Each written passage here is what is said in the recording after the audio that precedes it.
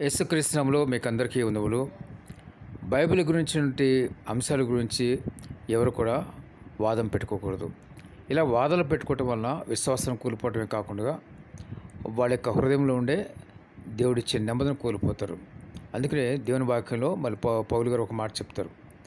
మరి జ్ఞానం అని చెప్పుకున్నటువంటి వ్యర్థమైన తర్కములు పెట్టుకోవద్దు అని ఆయన పౌలు గారు ఒక మాట చెప్తారు. దానివల్ల అనేక మంది విశ్వాసాన్ని కోల్పోయిన కూడా వాక్యంలో ఉంటుంది. ఇదైతే వాస్తవం ఉంటుంది. ఒక సమయంలో ఒక యెహోవా దేవుడని నమ్మేటువంటి కొంతమంది ఉంటారు. జెహోవా విట్నెస్ అంటారు. అతనితో మాట్లాడినప్పుడు అతను ఏదో చెప్తున్నాడు, దానికి సమాధానం చెప్పే ప్రయత్నం నేను కూడా చేస్తుంటే అతనితో మాట్లాడేది ఒక 5 నిమిషాలు మాత్రమే, కానీ నా హృదయం ఉన్న నెమ్మదిని కోల్పోయాను. దేవుడిచ్చిన నెమ్మదిని కోల్పోయాను. కాబట్టి ఎవరితో కూడా ఇటువంటి తర్కాలు ఇటువంటి వాదనలు పెట్టుకుంటే కనుక మన హృదయంలో నెమ్మది కోల్పోవటం. ఎవరితో ఎటువంటి తర్కాలు పెట్టుకోవాల్సిన అవసరం లేదు. మనకి ఏది నమ్ముతున్నామో అదే నమ్మండి. బైబిల్లో వాక్యం నమ్మండి. బైబిల్లో ఉన్నవన్నీ కరెక్ట్గా మీరు ఉన్నది ఉంటే నమ్మండి. ఖచ్చితంగా దేవుడు మీకు పరలోక రాజ్యానికి తీసుకెళ్తాడు. ఎప్పుడైతే పరిశుద్ధంగా పవిత్రంగా ఉంటారో ఖచ్చితంగా దేవుడు తీసుకెళ్తాడు. పరిశుద్ధంగా ఉంటే. పరిశుద్ధంగా లేని వారు ఎవరైనా సరే నిత్య నరకానికి ఇప్పుడు వెళ్ళిపోవాల్సిందే. జ్ఞాపకం చేసుకోండి, ఎప్పుడు కూడా మీరు ఎవరితో కూడా ఎటువంటి వాదాలు ఎంత మాత్రం పెట్టుకోవద్దు. దానివల్ల మీకు విశ్వాసాన్ని కోల్పోవటమే కాదు, మీ హృదయంలో దేవుడిచ్చిన నెమ్మదిని కోల్పోతారు. ప్రతి ఒక్కరు జ్ఞాపకం చేసుకోండి. మనుషులు రకరకాలుగా ఉంటారు.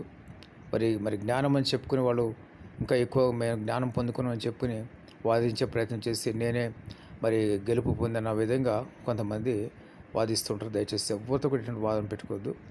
మీకు తెలుసుంటే అంతవరకే మీరు ఉంచుకోండి, మీకు తెలిసిందని చెప్పండి. కానీ దయచేసి నాకు తెలీదు, మీకు తెలుసు, సరిపోతుందని చెప్పండి. సరిపోతుంది, అక్కడితో దాన్ని ఆపేయాలి.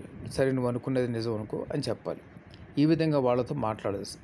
లేని పక్షంలో మరి కొంతమంది తర్కాలకి వాళ్ళు పురుగొల్పుతూ ఉంటారు. మనల్ని ఏదో రకంగా తర్కంలో పెట్టాలని చూస్తుంటారు. అది ఎంత సైతానికి సంబంధించినటువంటి క్రియ తర్కం అనేది.